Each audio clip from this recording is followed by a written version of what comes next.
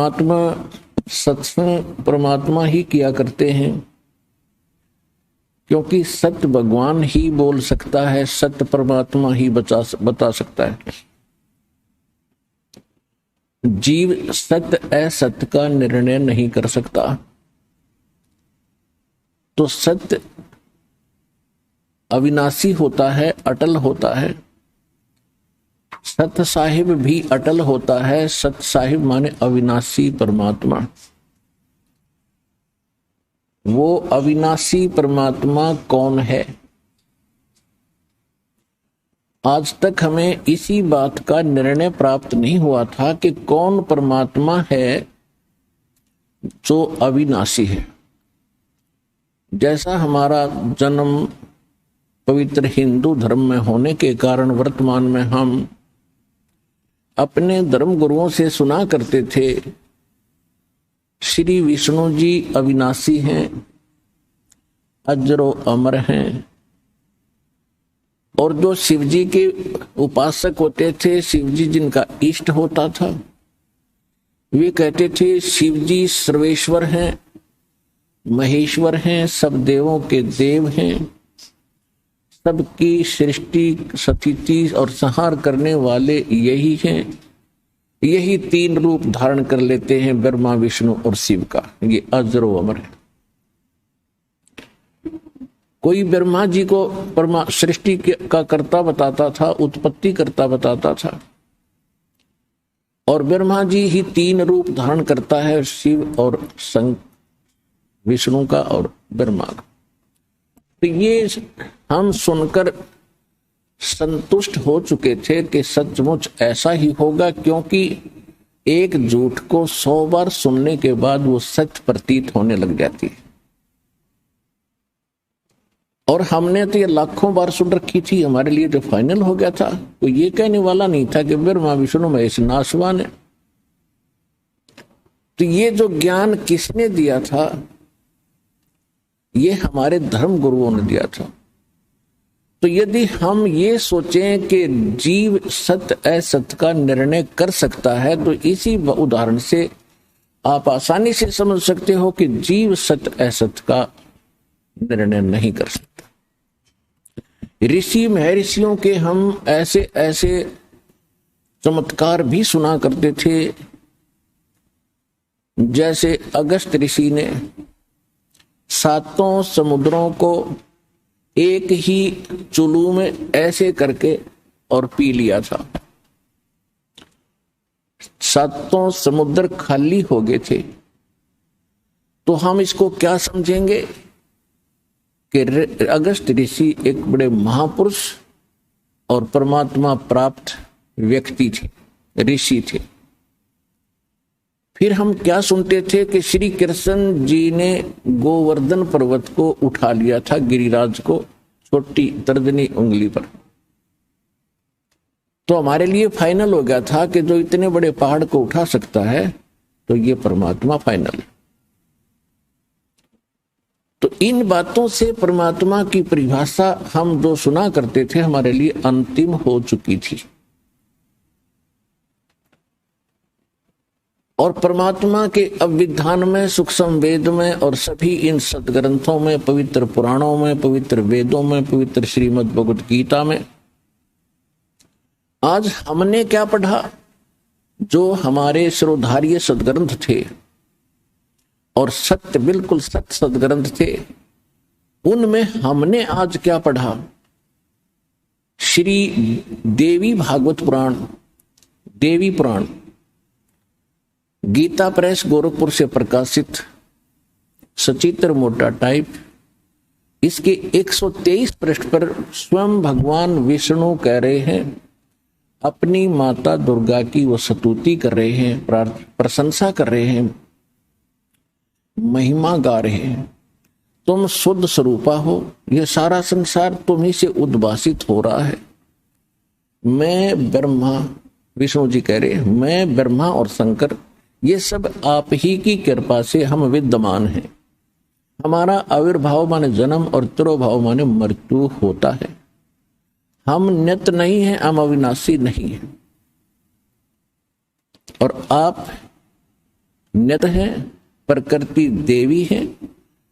शंकर भगवान कहते हैं कि हे माता, जब सबसे पहले ब्रह्मा विष्णु जी और ब्रह्मा जी जब आपसे उत्पन्न हुए हैं तो क्या मैं तमोगुणी लीला करने वाला शंकर आपका पुत्र नहीं हुआ?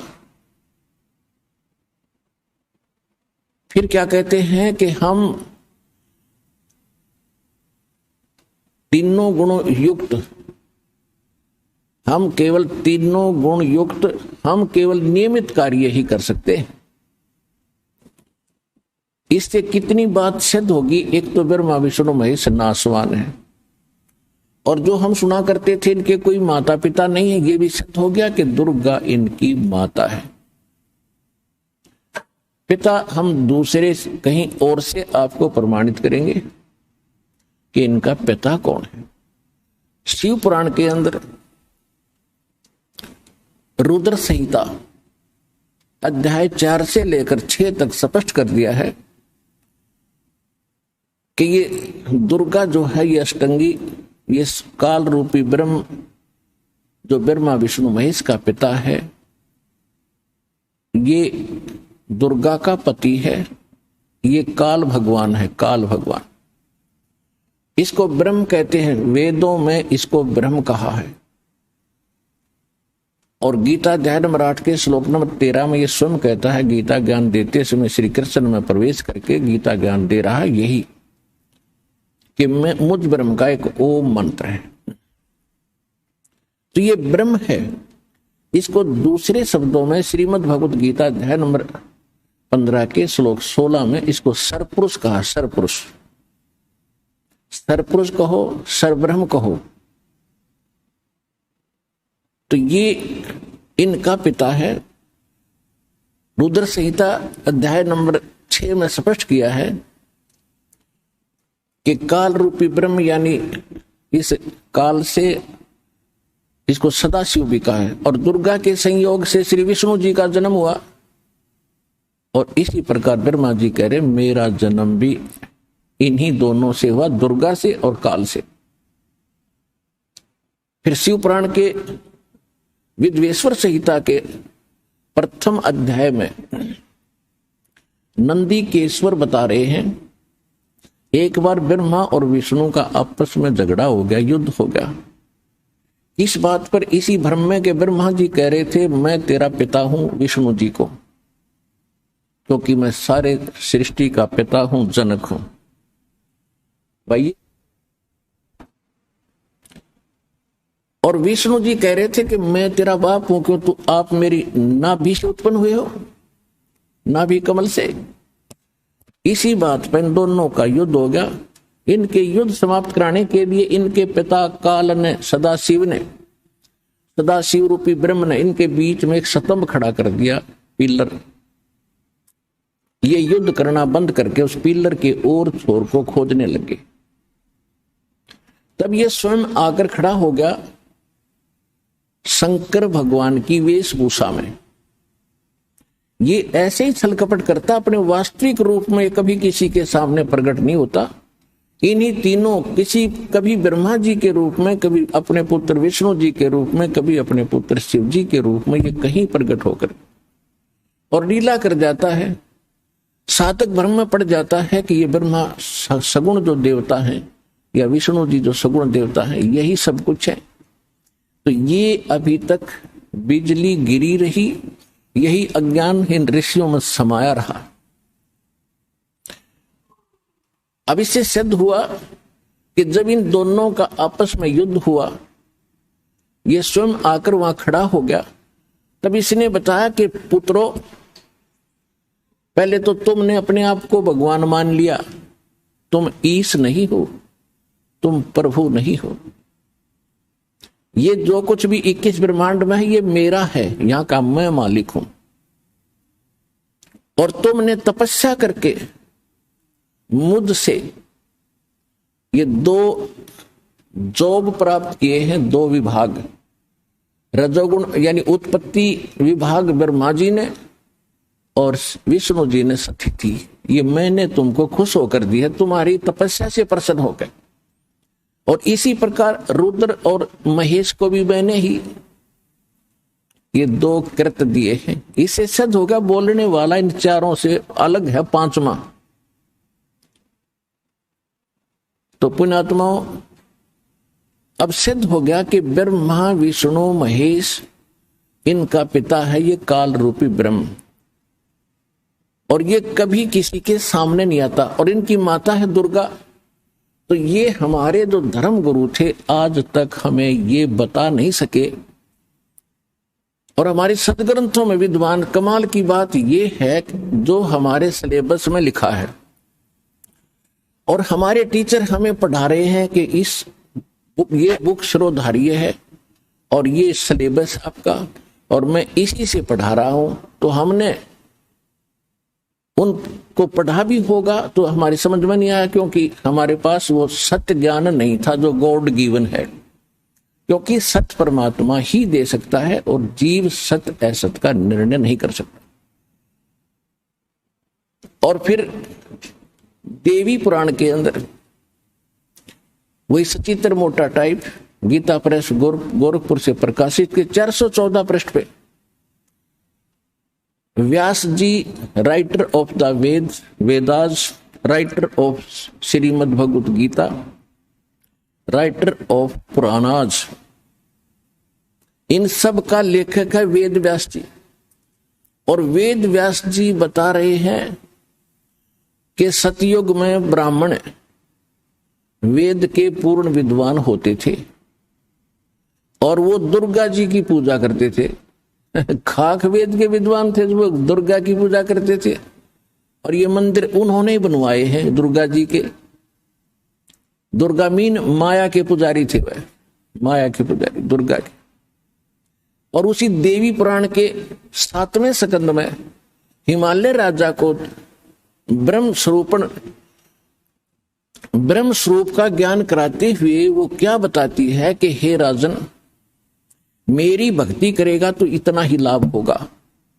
अब मैं तुझे ब्रह्म के बारे में जानकारी देती हूं, और उस ब्रह्म का एक ओम मंत्र है, उस ओम मंत्र का जाप कर ब्रह्म प्राप्ति उद्देश्य रख, तेरा कल्याण हो जाएगा। और वो ब्रह्म लोक में रहता है, तुम वहां चले जाओगे, तुम्हारा कल्याण हो। अब देवी तो कह रही है ब्रह्म की पूजा करो, और हमारे ऋषि कह रहे हैं कि वेद के ब्राह्मण, हमारे जो धर्म गुरु थे सतयुग में ब्राह्मणों से ही चला हमारा धर्म गुरु, यही रहे इस पूरे विश्व के, और ये कह रहे हैं दुर्गा की पूजा करो। और वेद के विद्वान थे, वेद में है कहीं दुर्गा के एक अक्षर दिखा दो दुर्गा की पूजा का होता। एक खाक विद्वान थे, वेद पढ़ने पर भेद ना जान ये बच्चे पुराण 18, और पत्थर की पूजा करें और भूल गए सिरजनारा। ये सूक्ष्म वेद भगवान ने बताया, उस ज्ञान में लिखा है जो सत्य ज्ञान है। फिर क्या बताया है कि दुर्गा कह रही है कि ब्रह्म की पूजा करो, और ब्रह्म क्या कह रहा है, ब्रह्म क्या कह रहा है,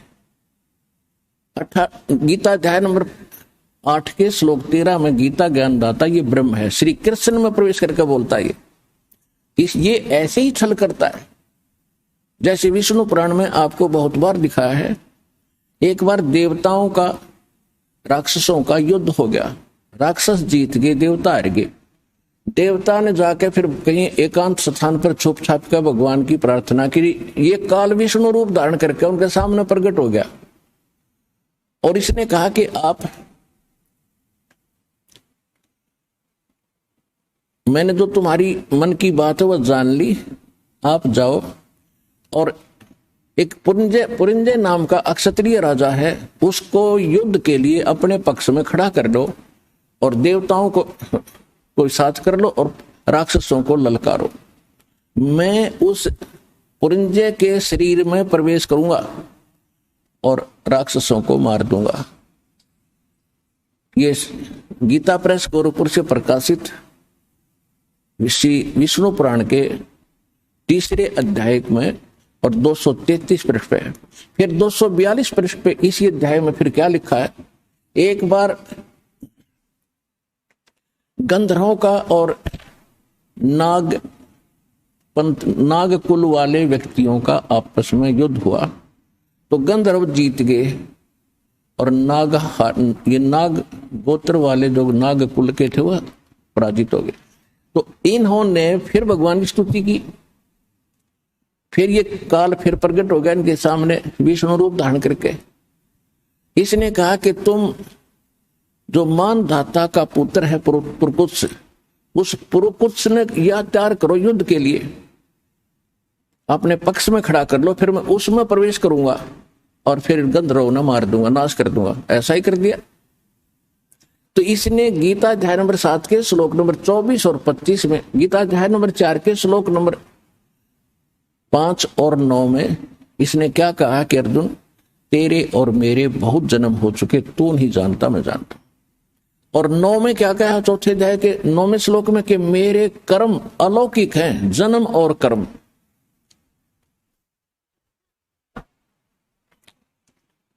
अब इसके कर्म अलौकिक कैसे हैं? जैसे प्रकुत्स में प्रवेश करके राक्षस मार दिए, पुरिंजय में प्रवेश करके गंधर्व मार दिए, और जब महाभारत का युद्ध होने के लिए तैयार हो गया, आमने सामने सेना खड़ी होगी, और उससे पहले श्री कृष्ण मना कर रहा था भी युद्ध ना करो, बहुत जुल्म हो जाएगा। और यहां तक कह दिया था, पांडवों को समझा दिया था कि तुम 5 गांव मांग लो।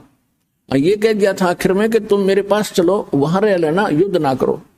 तो पांडवों ने लास्ट में 5 गांव डिमांड कर दी थी कि दुर्योधन सारी पृथ्वी में से 5 गांव दे दे, हम अपना निर्वाह कर लेंगे। कृष्ण की शिक्षा मानकर उन्होंने युद्ध करना उस समय भी नहीं चाहा था, लेकिन विनाश काले विपरीता बुद्धि, दुर्योधन की विपरीत बुद्धि हो रही थी, नहीं माना।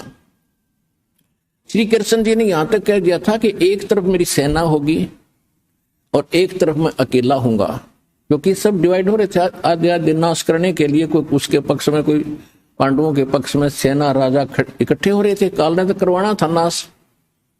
और श्री कृष्ण जी नहीं चाहते थे युद्ध हो, क्योंकि सतोगुण भगवान है, विष्णु जी के अवतार है। इन्होंने यहां तक कहा था कि एक तरफ मेरी सेना होगी, एक तरफ मैं खड़ा हूं, मांग लो कौन सा किसने मांगना है। और सुन लो, मैं हथियार भी नहीं उठाऊंगा। अब पांडवों का रिश्तेदार था वो अर्जुन का साला, अब वो तब उनकी मजबूरी थी कृष्ण को मांगना। दुर्योधन ने सेना ले ली, कृष्ण जी अर्जुन और के पक्ष में खड़ा हो गया, पांडवों के पक्ष में। तो वही श्री कृष्ण 3 बार मना करने गया था, युद्ध ना करो, जुल्म हो जाएगा, शांति दूत बनकर गया था। और फिर जो आमने सामने सेना खड़ी है और अर्जुन कह रहा कि मैं लड़ूंगा नहीं, मैं युद्ध नहीं करूंगा भगवान, इससे अच्छा तो हम भिक्षा मांग कर खा लेंगे, पर ये जुल्म हम नहीं कर सकते। उस समय श्री कृष्ण अगर अपने होश वास में होता तो ये कह देता, भाई बहुत अच्छी सोची तुमने, अब तो कुछ नहीं बिगड़ा और चलो। लेकिन उसी समय काल प्रवेश कर गया श्री कृष्ण जी में, जैसे प्रकुत्स और पुरंजय में प्रवेश करके इसने नाश कराया था। जब अर्जुन तैयार हो लिया युद्ध करने के लिए, श्री कृष्ण से निकल के अर्जुन में प्रवेश कर गया। एक का मारा था 20 मरे थे, एक तीर मारा था 20 सामने का निकल गया था, उद्मस्त करवा दिया और पाप क्रम लिखवा दिए सारे पांडवों के गले में, मस्तक में लिखवा दिए। अब गीता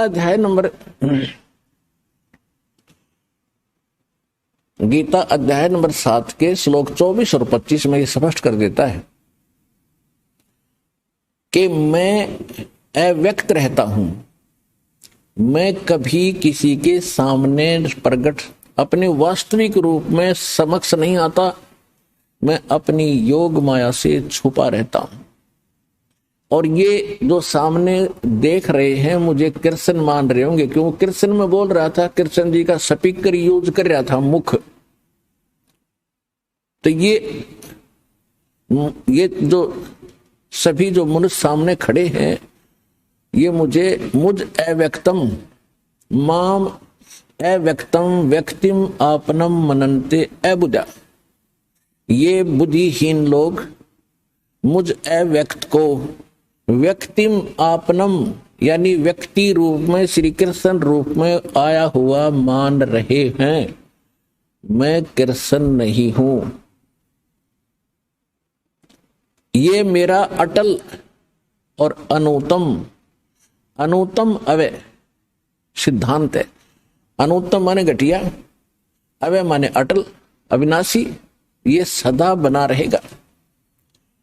तो अनुत्तम क्यों है कि अब माता पिता या कोई पिता अपने पुत्रों से गुप्त रहता है, उसमें कोई दोष है, वैसे रहा करे दूर। जैसे आम आदमी का करें भाई कोई गलती हो जाए तो भाई मैं तो मुंह दिखाने जोगा नहीं रहा, तो ये मुंह दिखाने जोगा नहीं रह रहा, इसने ऐसी गलती कर रखी है। और ये 1 लाख मानव शरीरधारियों को खाता हमें और पालता है, ब्रह्मा जी के द्वारा पलवाता है, विष्णु जी हमें यहाँ रोके रखता है, और शिव जी काट के 1 लाख को वहां भेज देता, कारण कुछ भी बनाता है। ये तीनों भी दुखी है इस चीज के, इस कृत्य से, लेकिन ये इसके विवश है। अब जो प्रसंग चल रहा है हम उसी पर आते हैं।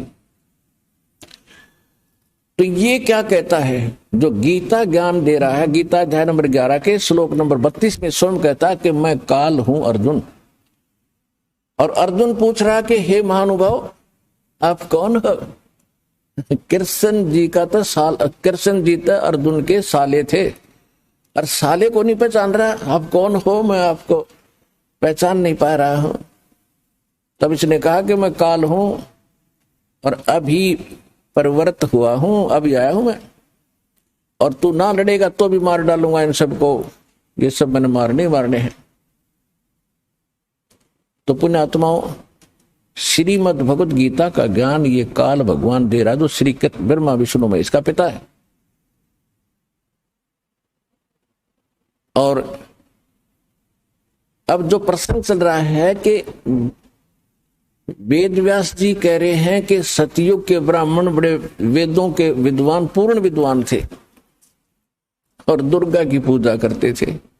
दुर्गा कह रही है कि ब्रह्म की पूजा करो। अब ब्रह्म क्या कह रहा है? अब ब्रह्म क्या कह रहा है? ब्रह्म कह रहा है कि गीता अध्याय नंबर 2 के श्लोक 12 में, गीता अध्याय नंबर 4 के श्लोक 5 और 9 में, गीता अध्याय नंबर 10 के श्लोक नंबर 2 में प्रथम तो स्पष्ट कर देता है कि अर्जुन तेरे और मेरे बहुत जन्म हो लिए, तू नहीं जानता मैं जानता हूं। मेरे कर्म और जन्म अलौकिक है। सिद्ध हो गया कि ये तो नाशवान है।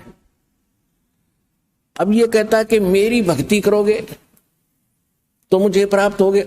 8वें अध्याय के 5 और 7 मंत्र में ये गीता ज्ञानदाता कहता है कि मेरी भक्ति करो तो मुझे प्राप्त होगा।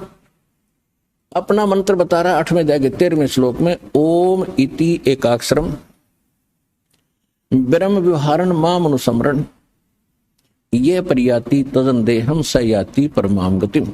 मुझ ब्रह्म का केवल एक ओम अक्षर है, इति, बस यही, और अंतिम सांस तक इसका सेवन करता हुआ जो प्राप्त शरीर त्याग कर जाता है तो ओम से मिलने वाली परम गति को प्राप्त होता है। ओम से परम गति कौन सी प्राप्त होती है? जैसे आपको बताया था श्री देवी पुराण में 7वें स्कंद में और 652 पृष्ठ पे हिमालय को उपदेश देते हुए दुर्गा जी कह रही है, क्या कह रही है कि ब्रह्म का जाप करो, ओम का जाप करो, ब्रह्म प्राप्ति उद्देश्य रखो, ब्रह्म लोक में चले जाओगे, तुम्हारा कल्याण हो। सीधी सी बात है। ब्रह्म ओम ब्रह्म का जाप है और ओम से ब्रह्म लोक प्राप्ति होती है। तो गीता अध्याय नंबर 8 के श्लोक नंबर 16 में कहा कि ब्रह्म लोक में गए हुए प्राणी भी जन्म मृत्यु में रहते हैं। तो इति सिद्धम के ब्रह्म के उपासक भी, क्योंकि वो भी नाशवान है, तो नाशवान के उपासक भी नाशवान ही रहेंगे, अविनाशी नहीं हो सकते, उनका पूर्ण मोक्ष नहीं हो सकता, उनका वो मोक्ष नहीं हो सकता। कौन सा? श्रीमद् भगवद गीता अध्याय नंबर 18 के श्लोक नंबर 62 में कहा कि अर्जुन तू सर्वभाव से उस परमेश्वर की शरण में जा, उसकी कृपा से तू परम शांति को, सनातन परम धाम को, शाश्वत स्थान को प्राप्त होगा।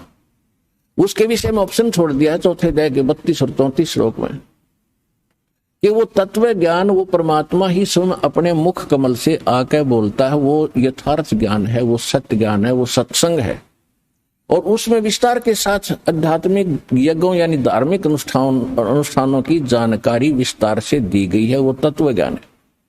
उस तत्व ज्ञान को तू तत्वदर्शी संतों के पास जाकर समझ, उनको दंडवत प्रणाम करके विनम्रता पूर्वक प्रश्न करने से वो तत्व ज्ञान का उपदेश करेंगे। इति सिद्धम के गीता जी के अंदर वो ज्ञान नहीं है जो तत्व ज्ञान, वो इससे हटकर है। और इससे यह भी सिद्ध है कि गीता ज्ञानदाता भी उस तत्व ज्ञान से अपरिचित है। गीता अध्याय नंबर 15 के श्लोक नंबर 4 में कहा है कि जब तत्वदर्शी संत और तत्व ज्ञान प्राप्त हो जाए उसके पश्चात परमेश्वर के उस परम पद की खोज करनी चाहिए, जहां जाने के बाद साधक फिर लौटकर कभी संसार में नहीं आते। और जिस परमेश्वर ने सब ब्रह्मांडों की संसार रूपी वृक्ष की रचना की और केवल उसकी ही शरण में रह उसी की भक्ति कर, तो गीता ज्ञानदाता ने फाइनल कर दिया कि वो परम अक्षर ब्रह्म की भक्ति कर, वो पूर्ण परमात्मा की भक्ति कर। अब गीता अध्याय नंबर 7 के श्लोक नंबर 29 में गीता ज्ञानदाता बता रहा है कि जो मैंने ज्ञान दिया है कि तत्वदर्शी संत की खोज कर लो, और जो मेरे इस ज्ञान का आश्रय कर लेता है वो वो व्यक्ति जो जरा और मरण से छूटने के लिए प्रयत्नशील हैं। जरा माने वृद्धावस्था के दुख और मरण माने मृत्यु के कष्ट से जो परिचित हो चुके हैं, वो उन जो इससे छूटने के लिए ही भक्ति कर रहे हैं, यत्नशील हैं, वो तत्ब्रह्म को और सारे अध्यात्म को और सभी कर्मों को जान चुके हैं, वो उससे परिचित हैं। जब यहां के पूरे अध्यात्म से हम परिचित हुए और यहाँ के जो इन कर्मों से हम परिचित हुए, कितने भयंकर दुख हम भोग रहे हैं, तो आज हम क्या चाह रहे हैं? हम केवल जरा और मरण से छूटना उद्देश्य रखते हैं। तो गीता अध्याय नंबर 7 के श्लोक 29 में जब ये कहा कि तत्ब्रह्म को और सारे अध्यात्म को और सब कर्मों से वो परिचित है व्यक्ति जो केवल जरा और मरण के लिए ही से छूटने के लिए भक्ति करते हैं, संसार की किसी अन्य वस्तु की डिमांड नहीं रखते, तो वो तत्ब्रह्म से परिचित है। तत्ब्रह्म तो गीता अध्याय नंबर 7 के गीता अध्याय नंबर 7 में श्लोक कुल 30 हैं। 29 में आपको बता दिया। 30 में इसने ये कहा कि जो मेरे तक सीमित है वो मुझे ही जानते हैं और किसी के तक उनकी बुद्धि जाती नहीं, क्योंकि उनको तत्वदर्शी संत नहीं मिला। फिर 8वें अध्याय का प्रथम मंत्र अर्जुन पूछता प्रथम मंत्र में कि हे भगवान, वो तत्ब्रह्म क्या है? वो तत्ब्रह्म क्या है? कौन है वो तत्ब्रह्म? 8वें अध्याय के 30वें श्लोक में गीता ज्ञानदाता ने कहा कि वो परम अक्षर ब्रह्म है। अब देखो, सर्वब्रह्म नासवान भगवान, अक्षर ब्रह्म अविनाशी भगवान, और परम अक्षर ब्रह्म यानी उस अविनाशी से भी विशेष अविनाशी। अब हम आते हैं गीता अध्याय नंबर 15 के श्लोक नंबर 16 और 17 में। गीता अध्याय नंबर 16 के अंदर 2 पुरुष बताए। गीता अध्याय नंबर 15 के श्लोक 16 में 2 पुरुष बताए, सरपुरुष और अक्षर पुरुष। हम इनको दूसरे शब्दों में कहेंगे सरब्रह्म और अक्षर ब्रह्म। ब्रह्म माने भगवान, प्रभु, स्वामी, मालिक। सरब्रह्म तो ये सरपुरुष तो ये खुद है गीता ज्ञानदाता, ये 21 ब्रह्मांड का स्वामी है।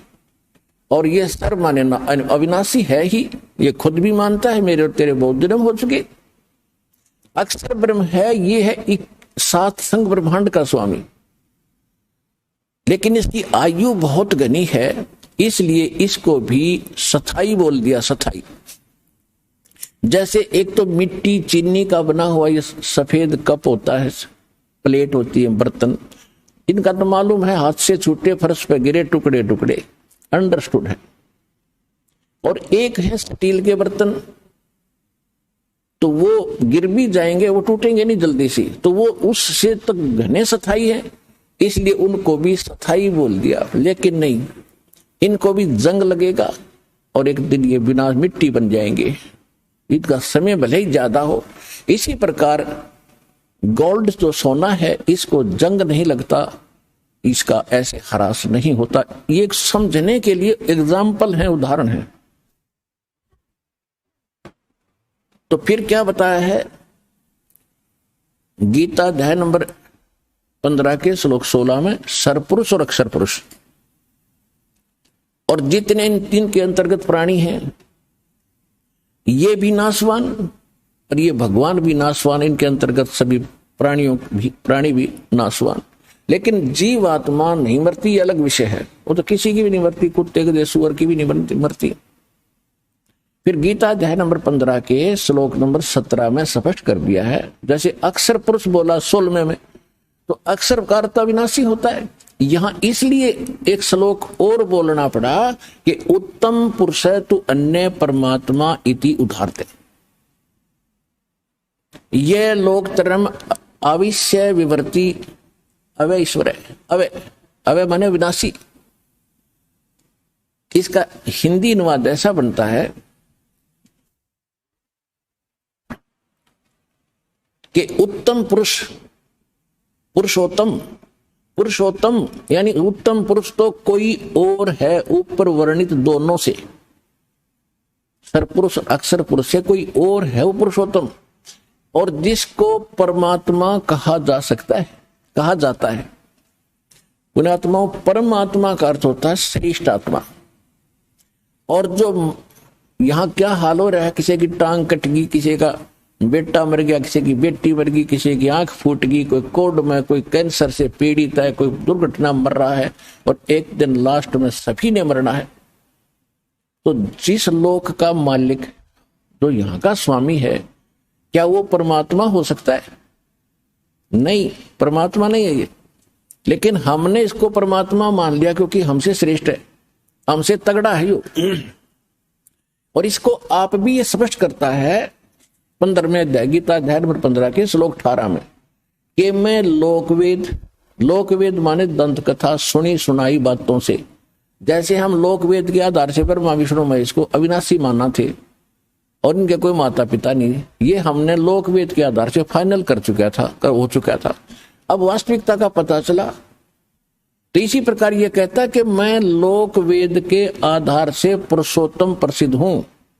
क्यों? क्योंकि मेरे अंतर्गत जितने प्राणी हैं ये जीवात्मा हैं और चाहे शरीर में है, इनसे मैं तगड़ा हूं, मजबूत हूं, श्रेष्ठ हूं, ताकतवर हूं।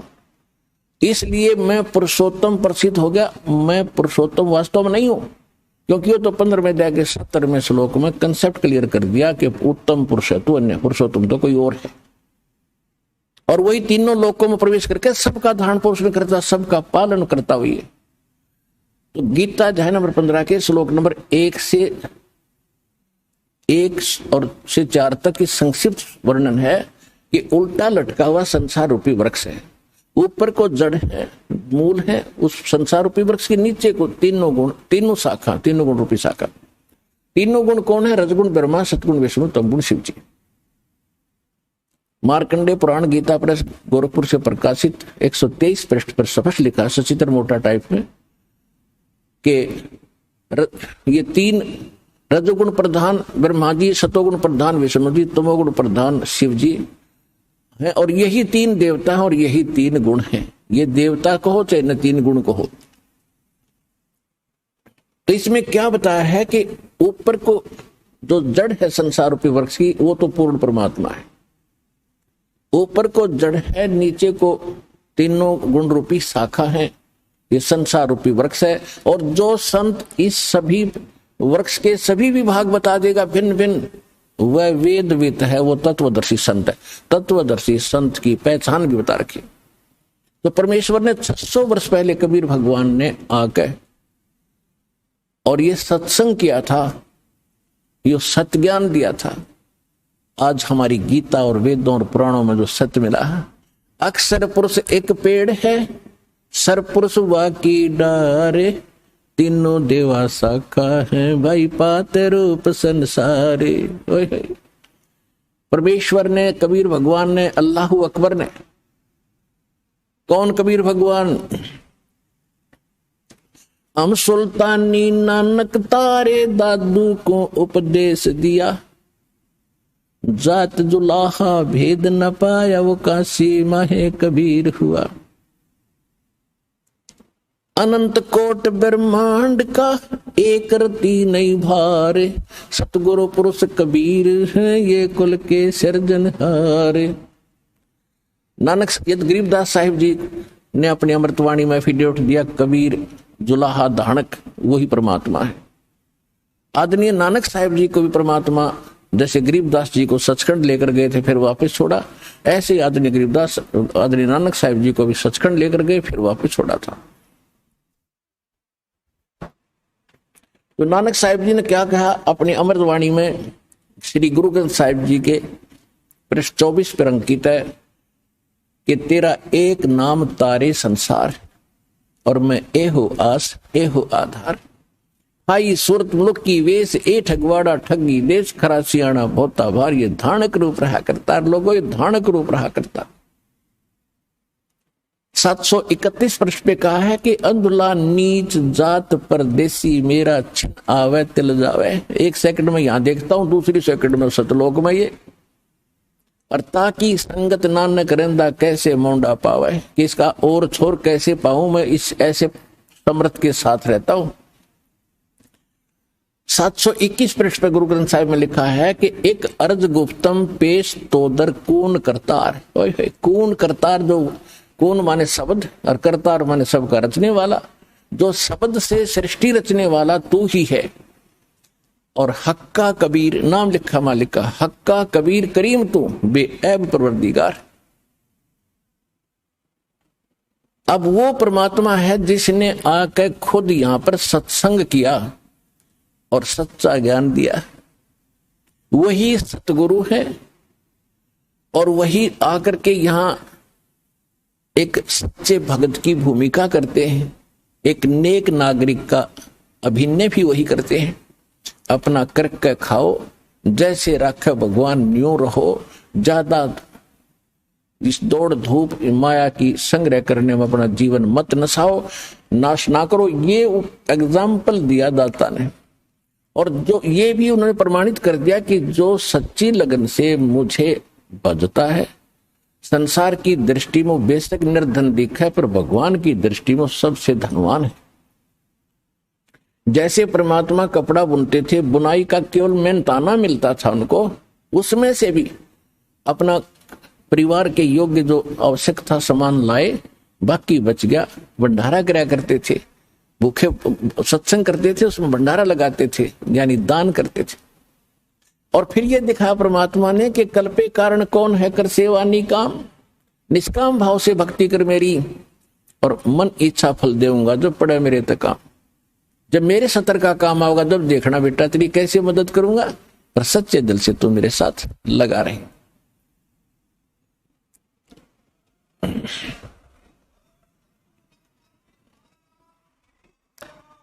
अब हम उसी प्रसंग पर आते हैं कि परमात्मा ही आकर सत्संग सुनाते हैं।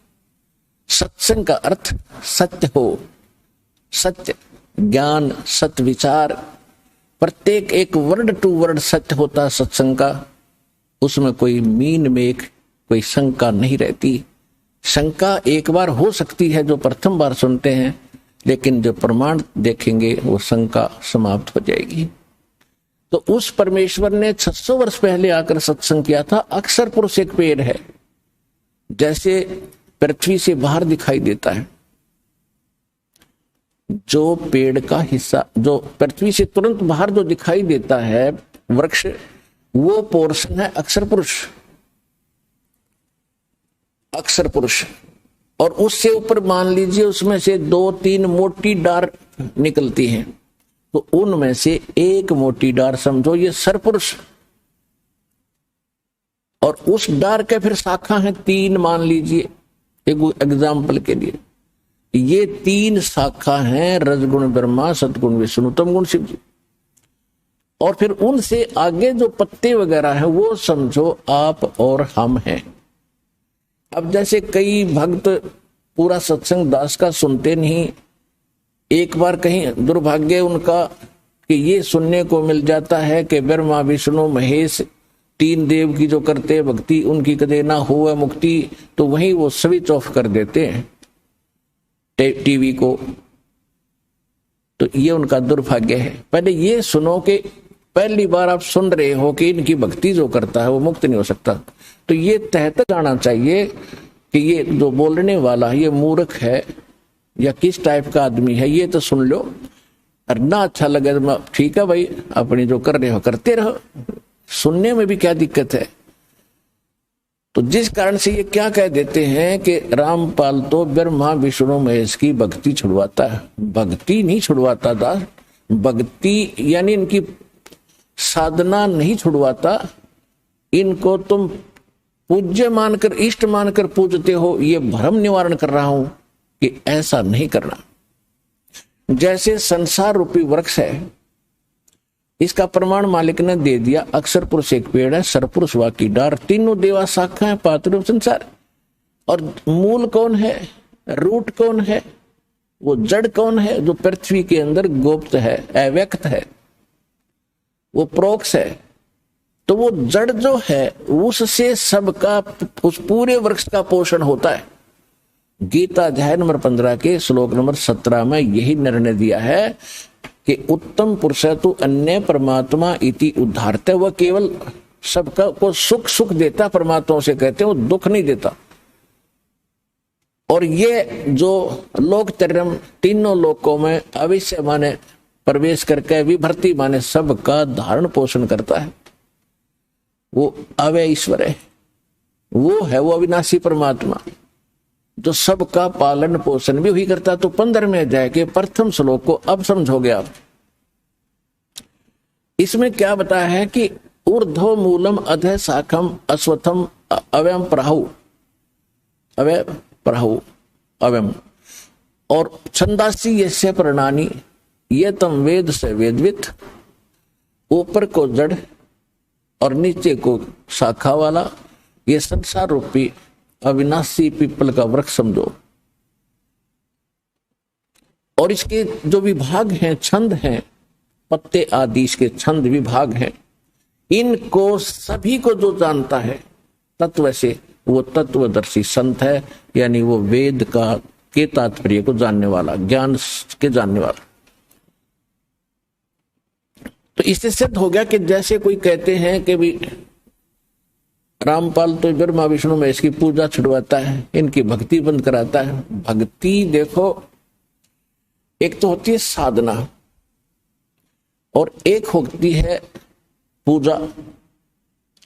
जैसे हमने आम खाने हैं, आम खाने के लिए हमारे जो पूज्य है वो फल हैं, फल, आम का जो फल लगेंगे, तो हम पौधा लाएंगे या कोई बीज बोएंगे, तो सबसे पहले बीज हम गड्ढा खोद के उसमें डालेंगे मिट्टी में, फिर उसकी सिंचाई शुरू करेंगे, फिर अंकुर निकलेगा, तो उसको हम जड़, उसकी जड़ नीचे होता है। जैसे हम कहीं नर्सरी से भी लाते हैं पौधा, तो लगा के उसको गड्ढे में, तो सिंचाई जड़ की करते हैं और शाखा ऊपर आती है। ये शाखा है ब्रह्मा विष्णु महेश, तीनों शाखा, और हम फिर पात रूप में हैं। तो मूल रूप में पूजा करनी है, तो इष्ट रूप में पूजा करनी है मूल की, और मूल मालिक कौन है, वो परम अक्षर ब्रह्म है। ऊपर को जड़ है, जिसकी जड़ रूपी जो भगवान है वो है हमारा पूज्य।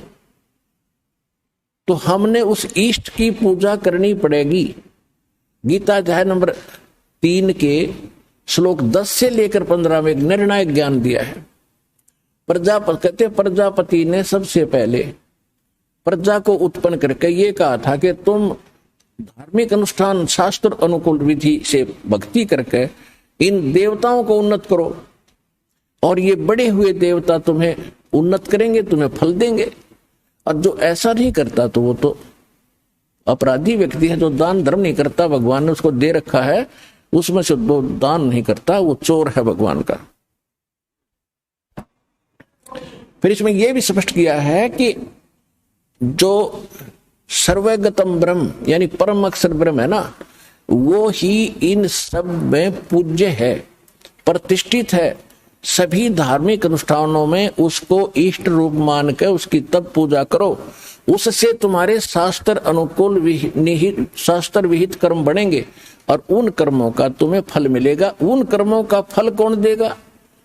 जब पेड़ बड़ा हो गया, आपने पूजा करी मूल की, सिंचाई करी जड़ की, और पेड़ बड़ा हो गया आम का, तो टहनियों के पर फल लगेंगे। तो इसमें यह कहा कि ये देवता फिर तुम्हें बिना मांगे वांछित फल दिया करेंगे। तुम पूजा करो मूल की, जड़ की, यानी शास्त्र अनुकूल साधना करने से आपके भक्ति कर्म सही बनेंगे।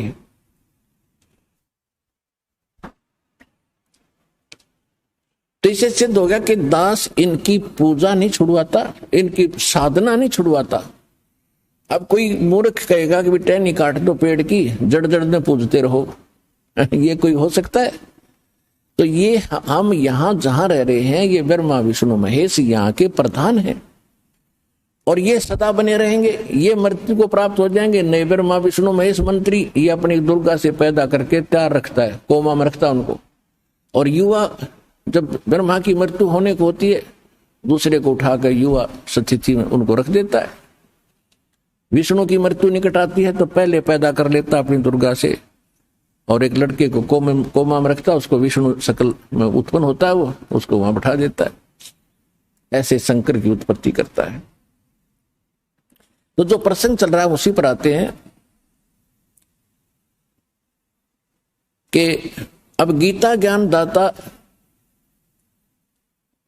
भी नाशवान और अक्षर पुरुष भी नाशवान, केवल परम अक्षर ब्रह्म है, वो वास्तव में अविनाशी परमात्मा है और वही यहां आकर के यथार्थ ज्ञान प्रदान करता है।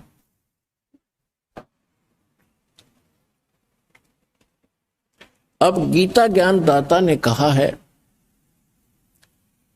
8वें अध्याय के 3रे श्लोक में उसने स्पष्ट कर दिया है कि वो परम अक्षर ब्रह्म है, जिसको जानने के उपरांत प्राणी केवल जरा और मरण से छूटने का ही प्रयत्न करता है और किसी वस्तु की वो चाह नहीं रखता, क्योंकि उसकी साधना करने से यहाँ की सुख सुविधाएं तो आपको अवश्य मिलती ही रहेंगी।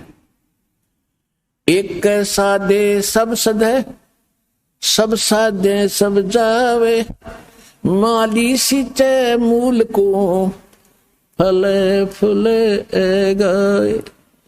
अब दास ये कहना चाहता है, परमात्मा ने ये बताया, कबीर भगवान ने, कि पौधे के जड़ को पूजने से सींचने से सारा ही काम सद जागा, सफल होगा। एक कै साधे सब सदे और सब साधे सब जावे। तो परमात्मा ने ये बताया था कि आप जी ब्रह्मा विष्णु महेश को इष्ट मानकर इनकी पूजा करने लगे, तुमने मूल की पूजा त्याग दी जो भगवान पूर्ण है। वो स्वयं यहाँ पे अपनी महिमा आप बताने आते हैं और तो सत्य कोई ज्ञान रख ही नहीं सकता। तो उन्होंने क्या बताया है कि तुम आप ऐसे करो, इन ब्रह्मा विष्णु महेश को पूज रहे हो, ऊपर को जड़ कर ली, टहनी गाड़ दी गमले में यानी गड्ढे में, तो तुम्हारा भक्ति रूपी पौधा यानी धार्मिक तो तुम्हारे शुभ संस्कार भक्ति कर्म के वो नष्ट हो गए, वो कामयाब नहीं होते, तुम्हारा जीवन नष्ट हो जाता है। जैसे टहनी गमले में गाड़ने से और मूल जड़ ऊपर करने से पौधा नष्ट हो जाता है, ऐसे आपकी शास्त्र विधि ताकर मनमान आचरण करने से आपकी भक्ति नष्ट हो जाती है। श्रीमद् भगवद गीता अध्याय नंबर 15 के, श्रीमद् भगवद गीता अध्याय नंबर 16 के श्लोक 23 और 24 में स्पष्ट किया कि जो शास्त्र विधि को त्याग कर मनमाना आचरण करते हैं, मनमानी पूजाएं करते हैं, जो शास्त्र विहित नहीं है, शास्त्रों में वर्णित नहीं है, तो उनको न तो सुख होता है, न कोई सिद्धि प्राप्त होती है और न ही उनको परम गति होती है। और इन 3 वस्तुओं के लिए ही हम भक्ति करते हैं कि यहां भी हमें राहत मिले, हमारे अंदर परमात्मा की ऐसी ताकत आवे, सिद्धि आवे, ताकि हम यहां से चलें जब सतलोक सीधे जाएं को रोक ना सके, हमारी गति हो। और यहां पर भी क्योंकि भगवान की भक्ति से हमारे अंदर सिद्धि आ जाती है, जो किसी भूत प्रेत पितर देव का कोई प्रकोप हम पर असर नहीं करता है। तो वो सिद्धि इसलिए हमारे अंदर संग्रहित रहनी चाहिए। हम उसको दुरुपयोग करते रहे, दुरुपयोग करके हम मोक्ष से वंचित हो जाते थे। तो इसलिए हमने अपना टायर पंचर करना नहीं है। कैसे करते रहे? थोड़ी बहुत कोई जंतर मंतर किया, किसी को आशीर्वाद दे दिया, किसी को बद्दुआ दे दी, तो दोनों से आपकी वो भक्ति जो सिद्धि आपके अंदर वो खत्म होने लगी। यहां प्रभुता तो खूब हो जाती है ऋषि महर्षियों की, लेकिन भविष्य उनका माइनस हो जाता है। तो यहां बताया है कि जो शास्त्रानुकूल साधना करते हैं उन्हीं को सब सुख प्राप्त होता है। और उसके लिए गीता अध्याय नंबर 16 के श्लोक 24 में यह भी स्पष्ट कर दिया कि शास्त्र ही इसका आधार मानना, कौन से भक्ति क्रम करने योग्य हैं, कौन से ना करने योग्य। तो शास्त्र यानी सदग्रंथ कौन से हैं? फिर सदग्रंथ दास बहुत बार आपको बता चुका है, फिर भी बताते रहते, क्योंकि नए नए भक्त आते हैं और ये परमात्मा की महिमा पुराणों को भी सुननी पड़ती है। पुराने जो ओल्ड भक्त हैं, बहुत पहले के लगे हुए हैं, उनके लिए भी ज्ञान सुनना अनिवार्य है, क्योंकि उसको ज्ञान यज्ञ का लाभ मिलता है। तो ये कौन से सदग्रंथ प्रमाणित है हमारे लिए? वैसे तो सभी धर्मों के जो सदग्रंथ हैं वो आदरणीय हैं। जैसे ये 3 पुस्तकों का, 3 किताबों का संग्रह बाइबल, जैसे जबूर, तौरात और इंजिल का संग्रह, तीनों का ये बाइबल है। और पवित्र बाइबल, पवित्र कुरान शरीफ या मजीद, ये एक ही है। कुरान शरीफ को चाहे कुरान मजीद को हो, सिर्फ अंतर अक्षर का है। और पवित्र चारों वेद, पवित्र श्रीमद भगवत गीता, पवित्र पुराण 18 पुराण, और पवित्र सूक्ष्म वेद जो स्वयं परमात्मा आकर यथार्थ ज्ञान देता। जो सूक्ष्म वेद है, जो गॉड गिवन स्पिरिचुअल डायरेक्ट है, जो अपने मुख कमल से यहां आकर परमात्मा बोलता है, बताता है, वो है ऑल इन वन, यानी कंप्लीट इन ऑल रिस्पेक्ट, जिसके अंदर सब ही ज्ञान है। वेदों वाला भी है, श्रीमद् भगवत गीता वाला भी है, कुरान वाला भी है, पुराण वाला भी है, और बाइबल वाला भी ज्ञान है, और गुरु ग्रंथ साहिब वाला भी ज्ञान है। तो कहने का भाव ये है कि जो सूक्ष्म वेद है वो तो कंप्लीट इन ऑल रिस्पेक्ट है, और वो भगवान आकर बोलता है, वो सत्य ज्ञान सत्संग होता है। फिर भी उस ज्ञान को आज हम नहीं मान रहे थे कि वो कौन सा ज्ञान है। वो जो गीता अध्याय नंबर 4 के श्लोक नंबर 32 में कहा है कि परमात्मा सच्चिदानंद घन ब्रह्म। इन्होंने ये गलती कर रखी है अनुवादकों ने गीता में 4 अध्याय के 32वें श्लोक में इन्होंने ब्रह्मण्य शब्द का यहाँ अर्थ गलत कर दिया, वेद कर दिया। और यही ब्रह्मण्य शब्द है 17वें अध्याय के 23वें श्लोक में गीता में, वहां इन्होंने सही अनुवाद किया, ब्रह्मण्य माने सच्चिदानंद घन ब्रह्म, यानी परम अक्षर ब्रह्म की जो भक्ति करने के लिए उसको 3 मंत्र का जाप है, ओम तत्सत।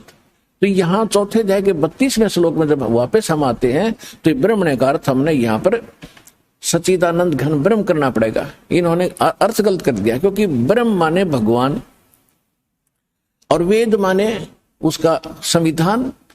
अब राजा और उसका संविधान 2 है। राजा तो एक चेतन है और उसका संविधान जो है वो एक जो है उसके नियम है। तो कहीं पर अगर राजा की महिमा हो और कोई अज्ञानी वहां उसका राजा के स्थान पर वेद लिख दे, वेद की वाणी नहीं, वो राजा का वचन है वहां पर। तो यहां लिखा है कि सच्चिदानंद घन ब्रह्म ने ब्रह्मण्य मुखे, सच्चिदानंद घन ब्रह्म अपने मुख कमल से आके स्वयं बोलता है वो ज्ञान, और वो ही तत्व ज्ञान होता है। तो कहने का भाव ये है कि वो तत्व ज्ञान है और उसको हम सूक्ष्म वेद कहते हैं, और भगवान अपने मुख कमल से आकर बोलता है।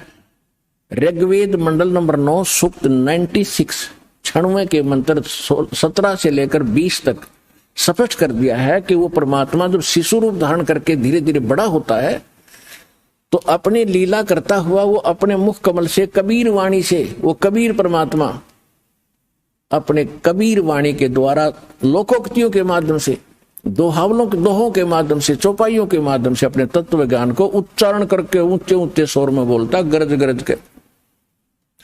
और ऋग्वेद मंडल नंबर 9 सूक्त 86 के मंत्र 26 और 27 में, ऋग्वेद मंडल नंबर 9 सूक्त 82 मंत्र 1, 2, 3 में, ऋग्वेद मंडल नंबर 9 सूक्त 94 के मंत्र 1 में, ऋग्वेद मंडल नंबर 9 सूक्त 95 के मंत्र 2 में, ऋग्वेद मंडल नंबर 9 सूक्त 20 मंत्र 1 में, और भी अनेकों स्थानों पर।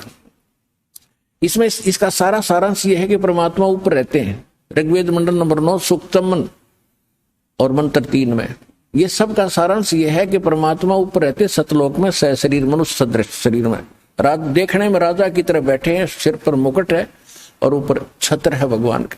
वहां से जो तत्व ज्ञान देने के लिए नीचे आते हैं, अच्छी आत्माओं को मिलते हैं, सहशरीर आते हैं और एक कवि की तरह आचरण करते हुए घूमते फिरते हैं, अपने मुख कमल से वाणी बोल बोल के वो सबको सुनाते हैं और भक्तिकरण की प्रेरणा करते। वो कबीर वाणी कहलाती है, वो कबीर वाणी। और वो परमात्मा गुप्त मंत्र, भक्ति के गुप्त मंत्र जो किसी भी अन्य जो सदग्रंथ प्रचलित होते उनमें नहीं होते, उनको भी सार्वजनिक करते। अपने आत्मा एक मुसलमान बच्चे ने, क्योंकि अब सभी बच्चे समझदार होते जा रहे हैं, उसने खुद आकर बताया जी मैं बचपन से ही कुरान शरीफ को शिरोधार्य मानता रहा हूं। और जब मैंने प्रथम नाम मिला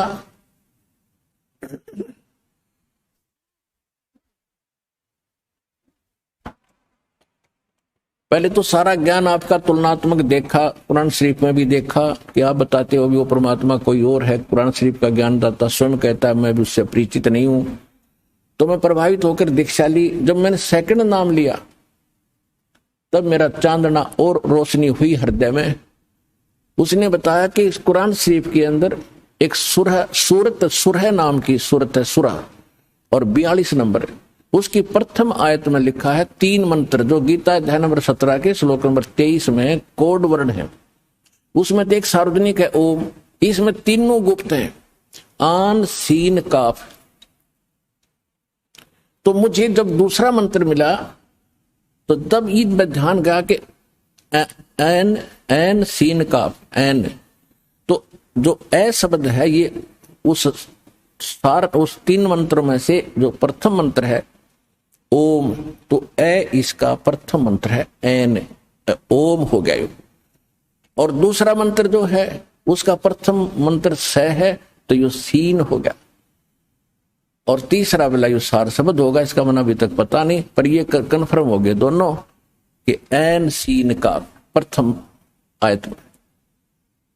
तो 3 अब उस ज्ञान को देने वाला भी ब्रह्म है, कुरान शरीफ का ज्ञान दाता भी ब्रह्म है, उस तौरात इंजिल और जबूर का ज्ञान देने वाला भी वो ब्रह्म ही है, और गीता का ज्ञान देने वाला ब्रह्म है। क्योंकि इसने जो गीता का ज्ञान पहले दे दिया तो इसने फिर और अपने अधिक ज्ञान देने की आवश्यकता नहीं समझी। अपने मोटा मोटा विधान जो भी इसने भ्रमित करना था, जैसे करना था, अपना यो डंगा चलाना था, वो चलवा दिया।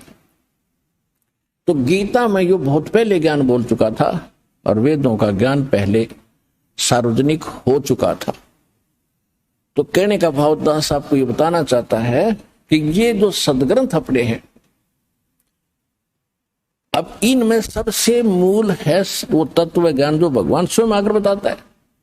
आज के सत्संग का विषय यही था कि सत्संग परमात्मा ही कर सकता है। सत्य माने सच्चा, सच का जो साथ है, सत्य का जो ज्ञान है, भगवान बिना कोई दे नहीं सकता।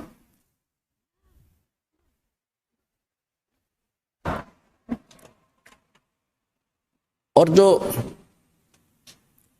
जैसे चारों वेद थे, परमात्मा ने सबसे पहले प्रथम बार इसने पूरा कंप्लीट ज्ञान दिया था इस सरब्रह्म यानी ब्रह्म के अंतःकरण में, अपने वहां सतलोक से फैक्स कर दिया था और इसने निर्धारित समय कर दिया, जैसे मालिक का विधान है। जैसे विधान है कि बच्चा 9 महीने के बाद मां के गर्भ से बाहर आएगा ही आएगा, कोई रोक नहीं सकता।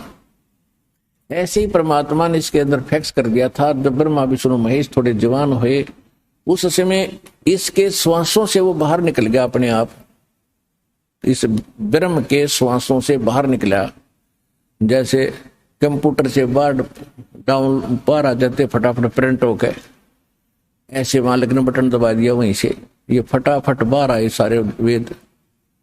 इसने देखा सामने, उसमें सारा ज्ञान भगवान के बारे में जानकर इसने ये जुल्म किया कि जो परमात्मा के मूल मंत्र थे, मूल ज्ञान था, वो इसने नष्ट कर दिया। और भगवान के डर से ये 4 वेद यानी इतना रख लिया। अब उस जो इसने यथार्थ ज्ञान भक्ति थी वो नष्ट कर दिया, उसकी पूर्ति के लिए परमात्मा को आना पड़ता। जो वेद इसने रखे हैं शेष वो ठीक है। यदि इन पंडितों ने ब्राह्मण हमारे धर्मगुरुओं ने कोई बीच में गड़बड़ी कर दी होगी, वो अलग बात है, वो पड़ी रहेगी। क्योंकि हमारे पास कंप्लीट स्पिरिचुअल नॉलेज विद प्राप्त है, तो हमने उसकी भी गणेश जरूरत नहीं रही। क्योंकि उसको सहयोग इसलिए लेना पड़ता है इस यथार्थ ज्ञान को यथार्थ ही रूप में आपको समझाने के लिए कि ये सत्य है जो भगवान ने 600 वर्ष पहले स्वयं मालिक ने कबीर भगवान आकर बोला था ये कबीर वाणी में। तो आज आपके वेद भी बता रहे हैं, जैसे भी बचे खुचों को आप सत्य मान रहे थे उसमें भी ये वर्णन है।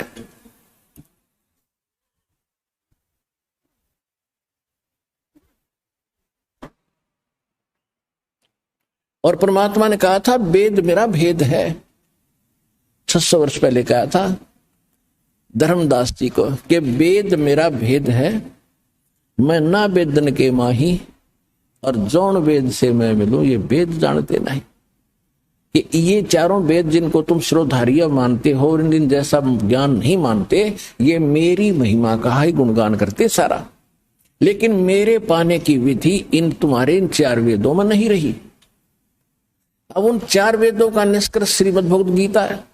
यजुर्वेद अध्याय नंबर 40 के मंत्र नंबर 15 में स्पष्ट किया है कि ओम कर्तु समर किलबे समर कर्तुम समर वायु अनिलम अथिदम भस्मांतम शरीरम भस्मांतम शरीरम। जब शरीर नष्ट हो तब तक वायु अनिलम यानी श्वास उश्वास से, वायु माने भी वायु, अनल माने भी वायु, वायु अनिलम यानी श्वास उश्वास से, अथिदम भस्मांतम शरीरम अमृतम भस्मांतम शरीरम, ओम कर्तु समर किलबे समर और कर्तुम समर। ओम नाम का जाप काम करते करते स्मरण करो, विशेष कसक के साथ स्मरण करो, मनुष्य जीवन का मूल कर्तव्य जानकर भगवान का ये मंत्र जाप करो।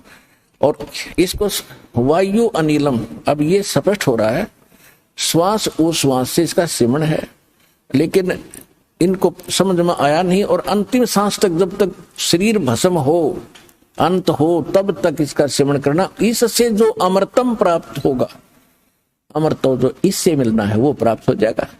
उससे कितना अमृतम है, अमृतो ही आपको पता ही दिया कि ब्रह्म ओम का जाप ब्रह्म का है, ब्रह्म ओम के जाप से ब्रह्मलोक प्राप्ति होती है।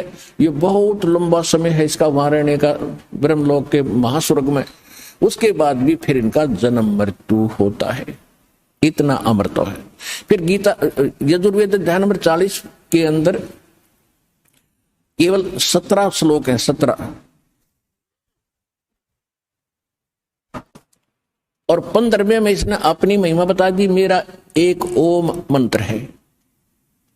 फिर 17वें में इसने बता दिया कि वो परमात्मा तो प्रोक्ष है, वो मूल भगवान तो गुप्त है, और मैं ब्रह्म हूं, और मैं खम अहम खम ब्रह्म सो अहम। वो तो परमात्मा अव्यक्त है, और अहम मैं ब्रह्म हूं, और मैं मेरा ओम नाम है, मैं ब्रह्मलोक रूपी दिव्य आकाश में रहता हूं। तो इसने स्पष्ट कर दिया कि वो परमात्मा कोई और है। और यजुर्वेद अध्याय नंबर 40 के मंत्र नंबर 10 में स्पष्ट कर रखा है कि कोई तो भगवान को कहते जन्म लेता संभवात, कोई कहता है जन्म लेता ही नहीं, असंभवात अजन्मा है, और जन्म लेने के उदाहरण देते हैं, राम और कृष्ण रूप में ये वही आता है। इस तरह की लोक वेद दंत कथा ही सुनाते हैं।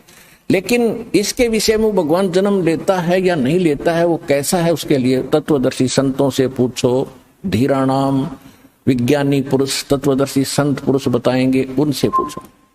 तो इससे सिद्ध है कि गीता और वेदों का ज्ञान एक है। श्रीमद् भगवद गीता वेदों का सारांश है। इसमें भी ओम नाम के अतिरिक्त और कोई मंत्र नहीं। ये तो ब्रह्म का। फिर इसने बताया है कि जो परम अक्षर ब्रह्म है, 17वें अध्याय के 23वें श्लोक, कि जो परम अक्षर ब्रह्म है उसके पाने का जो उसकी प्राप्ति करने वाला उस स्थान को प्राप्त कर जाएगा जहां जाने के बाद साधक फिर लौटकर कभी संसार में नहीं आते। 15वें अध्याय के 4 श्लोक श्रीमद् भगवद गीता। तो ओम तत्सत इति निर्देश ब्रह्मणे त्रिविध समर्थ है। अब क्या बताया है कि उस सच्चिदानंद घन ब्रह्म की प्राप्ति का 3 मंत्र के जाप का और 3 ही विधि से जाप करने का निर्देश है। अब जिनको सारनाम प्राप्त हो चुका है उनको मालूम है कि 3 मंत्र को 3 ही विधि से जाप होता है। जैसे सतनाम आपको प्राप्त है, एक मंत्र बाहर छोड़ते हैं, एक अंदर लेते हैं, हो गया ना 2 विधि से। और जिसने तीसरा प्राप्त है उस, तो इस तरह ये 3 विधि से इसका जाप है और यही मूल मंत्र है। इसके सहयोगी मंत्र और हैं जो छोटे मोटे अक्सर कहीं कहीं पुराणों में उनका वर्णन है। कहीं किलियम लिखा है, कहीं हरियम लिखा है और कहीं श्रीयम लिखा है, लेकिन ये कंप्लीट कोर्स नहीं उनके पास, क्योंकि ये नीम हकीमों का दिया ज्ञान है। किसका? ब्रह्मा जी का। और ब्रह्मा जी जब जन्म होता है, ब्रह्मा जी कहता मैं कमल के फूल पर बैठा था, मुझे नहीं बेटा नारद मैं कहां से जन्मा हूं। तो वो कैसे कंप्लीट नॉलेज रख सकता है ब्रह्मा जी? और ब्रह्मा जी का दिया ज्ञान, चारों 18 पुराण बने उसी ज्ञान के आधार से। ऋषियों ने फिर अपने अनुभव जोड़ जोड़ के ब्रह्मा से प्राप्त ज्ञान से, ब्रह्मा जी से, और फिर उन्होंने अपने नाम से आगे पुराण बना दिए। तो जो सूक्ष्म वेद है, सबसे पहले वो वेद हमारा एथेंटिक वेद है, वो ऑथेंटिक हमारा ज्ञान है, बुक है। उसके बाद चारों वेद हैं और उसके बाद श्रीमद् भगवद गीता है। ये हैं 3 एथेंटिक वर्तमान में जो भक्ति के लिए हमने सेलेक्ट करने। ज्ञान तो हमने सभी पवित्र सदग्रंथों से ग्रहण करना है। और गुरु ग्रंथ साहिब जो है, जो महला पहला की वाणी है, महला पहला की वाणी, वो भी सूक्ष्म वेद का ही अंश है, लेकिन उसमें कंप्लीट नहीं है। क्योंकि जैसे एक इन सिख इतिहास में लिखा है कि प्राण संग्रही नाम का एक ग्रंथ बनाया था गुरु नानक देव जी ने, कति अलग गुप्त कंप्लीट रूप में। उसमें 180 अध्याय थे, 160 अध्याय लिखे थे। तो जब गुरु ग्रंथ साहिब को इकट्ठा करने लगे, सब वाणियों की एक बीड बनाकर गुरु ग्रंथ साहिब का रूप देने लगे, 5 में जो महापुरुष थे अर्जुन देव जी, तो उन्होंने जब उस को देखा तो उसमें से केवल 60 अध्याय रखे। वो मतलब उसमें से एक भी नहीं लिया इसमें, वो तो छोड़ दिया कति सारा ही। तो उसमें से भी फिर बाद में जो प्रिंट हुए, केवल 60 अध्याय ही प्रिंट हुए हैं, जो प्राण संग्रही नाम से आज भी सुरक्षित है सिखों के पास। लेकिन गुरु ग्रंथ साहिब में नहीं लिया। क्यों नहीं लिया? कि उसमें एक यू मंत्र था सतनाम और सारनाम का। सारनाम तो संकेतिक था, सतनाम सीधा लिखा था 2 अक्षर का। वो फिर परमात्मा ने दया करी, नानक साहिब जी ने उसकी पूर्ति जब की, जब मर्दाना और बाला जी जो उनके परम भक्त उनके साथ रहते थे हरदम, एक बार समुद्र के ऊपर से जाने लगे श्रीलंका में जाने के लिए, तो नानक साहिब जी ने कहा था कि आप वाहेगुरु वाहेगुरु जपो और मेरे साथ समुद्र पर आते रहो। ऐसे चल पड़े समुद्र पर जैसे थल पर चलते हैं। तो वो नानक साहिब जी वो 2 अक्षर का मंत्र उच्चारण करके जाप करने लगे। तो मर्दाना ने सोचा भी गुरुजी तो ये 2 अक्षर का मंत्र जाप करे, मैं भी क्यों ना करूं। वो करने लगा तो वो डूबने लगा। तब नानक साहिब जी ने मुड़ के देखा और कहा बेटा तू वही जाप कर जो मैंने कहा है, तो मेरी नकल ना करे। तब उसने वही वाहेगुरु शुरू किया, तो तब वो उसकी जान बची। तो सिखों के या घर कर की बात कि यदि ये मंत्र किसी ने जाप कर लिया तो मर्दाना वाली हालत हो जाएगी सबकी भगवान, क्योंकि गुरुदेव की आज्ञा की अवहेलना होगी।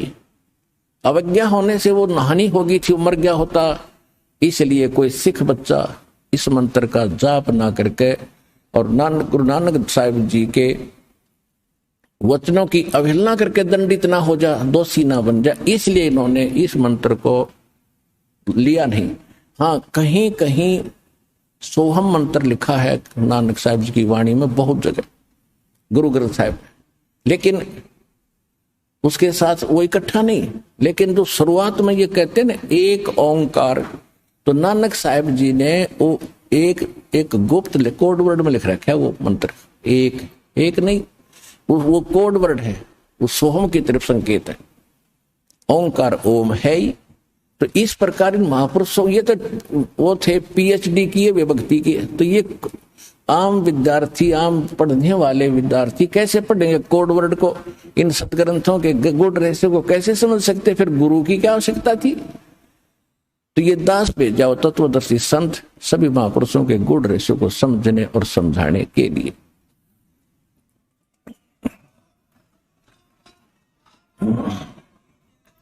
तो प्रसंग तो चल रहा है कि हमारे एक तो सदग्रंथ, सबसे पहले सूक्ष्म वेद, फिर गुरु ग्रंथ साहिब और नानक साहिब जी की जो लीला में लिखा है कि वो मंत्र जाप करते हैं। फाइनल हो गया कि नानक साहिब जी का मोक्ष पूरे सिख समुदाय मानता है, और सभी ये आराधा स्वामी पंथ निकला ही गुरु ग्रंथ साहिब को पढ़कर इन्होंने अलग से अपनी खिचड़ी पकाई है, और ये नाम गलत जाप करते हैं और नानक साहिब जी को मुक्त मानते हैं कि तो महापुरुष थे, ये पूर्ण मोक्ष हुआ है।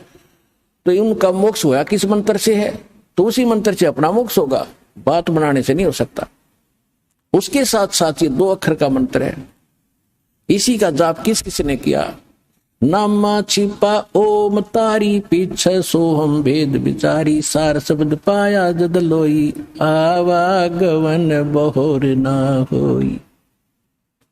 अब जो प्रसंग थोड़ा सा रह गया बीच में, 8वें अध्याय के 5 और 7 मंत्र में गीता ज्ञानदाता ब्रह्म कहता है कि मेरी भक्ति कर मुझे प्राप्त होगा, और युद्ध भी करना पड़ेगा, काम भी कर और मंत्र भी जाप कर।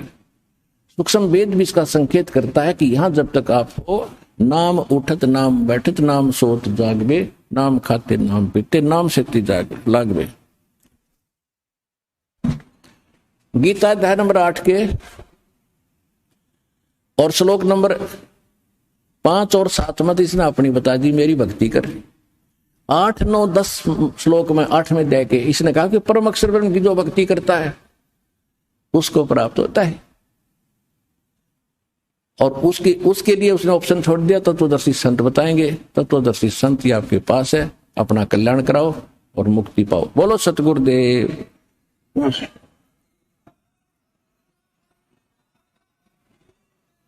अगला सत्संग 25, 26, 27 जुलाई का, 25, 26, 27 जुलाई का होगा। सत साहिब अब आपको कुछ भक्तों के अनुभव सुनाएंगे, ध्यान से सुनना, ये बार बार समय नहीं मिलता बच्चों।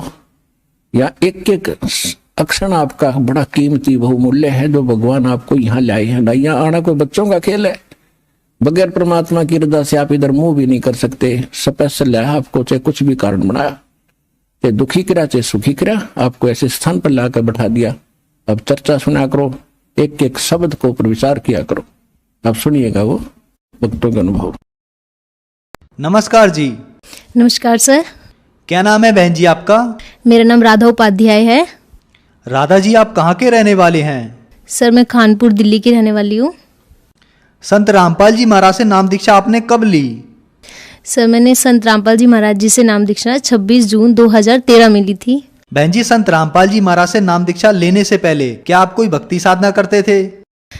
सर मम्मी पापा राधा स्वामी डेरा ब्यास से जुड़े हुए थे, और उन्होंने गुरविंदर सिंह ढिल्लों से नाम दीक्षा ली हुई थी, जिसकी वजह से हम बचपन से ही उन्हीं के साथ जाते थे। हम ब्यास भी जाते थे, और छतरपुर में जब उनका भंडारा लगता था वहाँ पे भी जाते थे। तो बहन जी, आप राधा स्वामी डेरा ब्यास की भक्ति साधना अपने पेरेंट्स के साथ करते थे। बचपन से ही राधा स्वामी डेरा ब्यास के सत्संग को सुना आपने, तो जो ये भक्ति साधना आप करते थे, इनसे आपको क्या लाभ मिले? सर जैसा कि मैंने बचपन से ही देखा है, पापा मम्मी राधा स्वामी का ही सिमरन करते थे, उन्हीं का दिया हुआ नाम जाप करते थे। उसके बावजूद हमारे घर का कलेश नहीं मिटता था। पापा को भी बहुत गुस्सा आता था और मम्मी को, जैसा कि बचपन से मैं देखती आई हूँ, मम्मी को एक जलन का रोग था जो कि काफ़ी जगह पे जिसका इलाज कराया, मगर वो अभी तक सही नहीं हुआ था उनके नाम जाप से। और भाई, एक मेरा भाई मेरे से भी बड़ा है जो कि उनकी बात बिल्कुल नहीं मानता था, गुस्सा, वो भी, उसे भी बहुत गुस्सा आता था। फिर आप संत रामपाल जी महाराज की शरण में कैसे आए? सर 2012 में सबसे पहले पापा ने नाम लिया। वो एक सहगल भगत जी हैं, वो भी राधा स्वामी में थे पहले, दोनों साथ ही जाते थे। एक दिन वो, उनका LIC का काम है, तो एक दिन जब वो LIC का काम पापा जी करा रहे थे उनसे, तो उन्होंने पहले हमारे यहाँ राधा स्वामी बोलते थे जब मिलते थे, मगर उस दिन उन्होंने सत्साई बोला। तो पापा तो पहले ही 17 साल से उस राधा स्वामी में जुड़े हुए थे, उनको एक धक्का सा लगा। उन्होंने बोला सत्साई मतलब, तो उन्होंने समझाया कि देखो, मैं भी राधा स्वामी में जुड़ा था, राधा स्वामी पंथ ही गलत है, राधा स्वामी का मतलब भी हमें ढंग से नहीं पता है, और वो जो नाम दीक्षण लेते हैं वो कहीं शास्त्रों में भी नहीं लिखा है। तो पापा को इस बात का बहुत झटका लगा, बुरा बहुत लगा, मगर उन्होंने सुनते गए। वो एक दिन चले गए। फिर एक दिन और सहगल भगत जी आए और उन्होंने जो संत रामपाल जी महाराज जी की आध्यात्मिक ज्ञान गंगा है उसको लेकर आए और गीता भी लाए और साथ साथ सब कुछ दिखाया कि देखो ये 5 मंत्र है, और जो राधा स्वामी देते हैं उसका कहीं भी प्रमाण नहीं है। तो पापा जी को हैरानी तो हुई, मगर गुस्सा भी आ रहा था क्योंकि 17 साल से जुड़े हुए थे। वो सुनते गए। फिर धीरे धीरे उन्होंने बोला चलो एक बार जाके देखते हैं, नाम नहीं लेंगे, देखते हैं क्या है। फिर वहां पर गए पापा जी, संत रामपाल जी महाराज जी के आश्रम में गए, सतलोक आश्रम बरवाला में गए। फिर उस दिन पापा जी संत रामपाल जी महाराज जी से नाम दीक्षाएं लेकर घर पर आ गए। उन्होंने कुछ बुक भी लाए, ज्ञान गंगा बुक लाए, और हमें समझाया कि देखो उनका सत्संग आता है, एक बार देख कर देखो। तो हम तो बचपन से ही राधा स्वामी को देखते हुए आए थे, हमें भी बुरा लगा। मगर उस दिन जब पापा जी ने संत रामपाल जी महाराज जी का सत्संग चलाया साधना टीवी पर, तो उस दिन हम सब ने देखा मिलकर। बस उस दिन हमने ऐसे ही देखा कि ये कौन से गुरुजी हैं, हमने उनका सत्संग सुना उस दिन। फिर ऐसे चलता गया। 1 साल बाद हम पूरे परिवार ने उनका सत्संग ले लिया, संत रामपाल जी महाराज जी से नाम दीक्षाएं ले ली। इस तरह हम उनकी शरण में आए। बहन जी, हमने संत रामपाल जी महाराज के लाखों शिष्यों से सुना है कि संत रामपाल जी महाराज से नाम दीक्षा लेने के बाद उन्हें आध्यात्मिक, शारीरिक, मानसिक अनुभव होते हैं। तो क्या आपकी फैमिली के साथ भी ऐसे कोई अनुभव हैं? जी सर, बिल्कुल है। सबसे पहले तो हमने पापा में बदलाव देखा। पापा पहले बहुत गुस्सा करते थे। संत रामपाल जी महाराज जैसे नाम दीक्षा लेने के बाद उनका गुस्सा अपने आप ही शांत हो गया। ये चीज मैं ही नहीं, हमारा पूरा खानदान ये बात कहता है। और सर मैंने बचपन से देखा था, मेरी मम्मी को जो जलन का रोग था, जो कहीं भी सही नहीं हो रहा था, वो एक बार गुरुजी को, संत रामपाल जी महाराज जी को दंडवत प्रणाम करके अरदास लगाकर ही सही हो गया। इससे बड़ा चमत्कार शायद मैंने कभी नहीं देखा था। उसके बाद हमारे घर की आर्थिक स्थिति बीच में थोड़ी ख़राब हो गई। जब मेरे पापा जी ने एक मकान बनाना स्टार्ट किया, उस टाइम पैसे नहीं थे हमारे पास, मगर पापा जी ने बस गुरुजी का नाम लिया और भक्ति करते गए जो उन्होंने दिया, और मन में अरदास की संत रामपाल जी महाराज जी से। तो वो देखते ही देखते कब एक मंजिल से दूसरी मंजिल, दूसरे मंजिल से तीसरी मंजिल के पैसे अपने आप ही बंदोबस्त होते चले गए। ये चीज़ मतलब वो मकान बनकर तैयार हो गया और हमें पता भी नहीं चला उसके पैसे कहाँ से और कब आए। उसके बाद सर मेरी अपनी पढ़ाई, सर मैं 9th में, आप मेरा रिजल्ट देखेंगे तो 9th में मेरी 70% बन रही थी और मैं पढ़ाई में भी इतनी अच्छी नहीं थी। मगर संत रामपाल जी महाराज जी से नाम दीक्षा लेने के बाद 10th में मेरा कोई ट्यूशन टीचर भी नहीं था। इनफैक्ट बस 1 महीने में कोई भैया थे मेरे, उन्होंने मुझे गाइड किया बस 1 महीने। और संत रामपाल जी महाराज जी की नाम दीक्षा से मेरी कंसंट्रेशन पावर अपना आप ही इतनी स्ट्रांग हो गई, अपना आप ही मैं अच्छे रास्ते पे आ गई, मुझे पता ही नहीं चला। और मेरी 10th में 9.2 CGPA आई। ये चीज़ मेरे लिए तो बहुत शॉकिंग थी, मुझे विश्वास भी नहीं हुआ कि ये मेरे नंबर है। सर उसके बाद मेरी 12th में मेरी 12th में मेरा डिप्रेशन था कि मैं कंप्यूटर साइंस नहीं कर सकती कभी भी, कि मतलब फोबिया था मुझे कंप्यूटर से। मगर संत रामपाल जी महाराज जी से एक बार मैंने दंडवत में क्या लूँ, तो एकदम से मुझे ऐसा लगा कि मुझे कंप्यूटर लेनी चाहिए, परमात्मा सब कुछ कर सकते हैं, तो ये तो बहुत छोटी सी बात है। उस दिन मैंने कंप्यूटर्स एप्लीकेशन चुना, CA। उसके बाद सर मेरी 12th में भी 86 सबसे हाईएस्ट मार्क्स कंप्यूटर्स में ही थे और मेरा ये फोबिया अपने आप दूर हो गया। सर इसके बाद 12th के बाद मेरी साइंस साइड थी, मगर मुझे कॉमर्स में इंटरेस्ट था बाद में, तो मैं चाहती थी कॉमर्स में जाऊँ, मगर सर मुझे कॉमर्स की बिल्कुल भी नॉलेज नहीं थी। तो सर कुरुक्षेत्र यूनिवर्सिटी में 1 हफ्ते का टाइम था। वहाँ पे मुझे पता चला कि फॉर्म लास्ट है। 1 हफ्ते के टाइम में मैंने एंट्रेंस की तैयारी की, वो हुई भी नहीं सर, होएगी भी नहीं 1 हफ्ते में सर। वो एंड टाइम पे जब मैंने एग्ज़ाम दिया तो उस टाइम सत साहिब लिखा और मालिक सर अरदास की, मालिक आप तो सब कुछ कर सकते हो, ये तो कुछ भी नहीं है, आप मेरे गलत आंसर भी सही कर सकते हो। और मैंने पापा जी से आके भी कहा था, पापा जी अगर मेरा इसमें एडमिशन होगा तो मेरे बलबूते पे नहीं, संत रामपाल जी महाराज जी की वजह से ही होगा, नहीं तो मेरे अंदर इतना नहीं कि मैं वो एंट्रेंस क्लियर कर दूँ सर। उसके बाद ठीक 2 दिन बाद ही वो रिजल्ट आया और ऑल ऑफ इंडिया में बस 3 ही बच्चे चुने जाने थे, बाकी सारी हरियाणा को प्रेफरेंस थी। ऑल इंडिया में दिल्ली टॉप पे मेरा नाम था, बहुत अच्छी रैंक के साथ था। तो सर ये तो मेरी ज़िंदगी के लिए मेरे लिए सबसे बड़ा चमत्कार था। बाकी सर आए दिन तो चमत्कार होते ही रहते हैं, बहुत होते हैं। जैसे कि सर अभी मैं बीबीए कर रही हूँ, बीबीए फाइनल ईयर में हूँ, अभी मेरी 2nd ईयर में मैंने टॉप किया है, जो कि मैं कभी सोच भी नहीं सकती थी कि बीबीए करते वक्त और मैं टॉप करूँगी। ये तो सर मेरे लिए तो चमत्कार ही है। बहन जी, संत रामपाल जी महाराज से नाम दीक्षा लेने के बाद आपकी फैमिली में बहुत बड़ा बदलाव आया और उसके साथ साथ आपकी माता जी की जो जलन की बीमारी थी वो भी संत रामपाल जी महाराज से नाम दीक्षा लेने के बाद ठीक हो गई। आप खुद बताती हैं कि आप पढ़ाई में बहुत ज्यादा कमजोर थी, लेकिन संत रामपाल जी महाराज से नाम दीक्षा लेने के बाद आपने एंट्रेंस भी टॉप किए और उसके अलावा आपकी जो क्लास की स्टडी थी उसमें भी आपने टॉप किया। तो जो श्रद्धालु आपको सुन रहे हैं, आप उन्हें क्या संदेश देना चाहेंगी?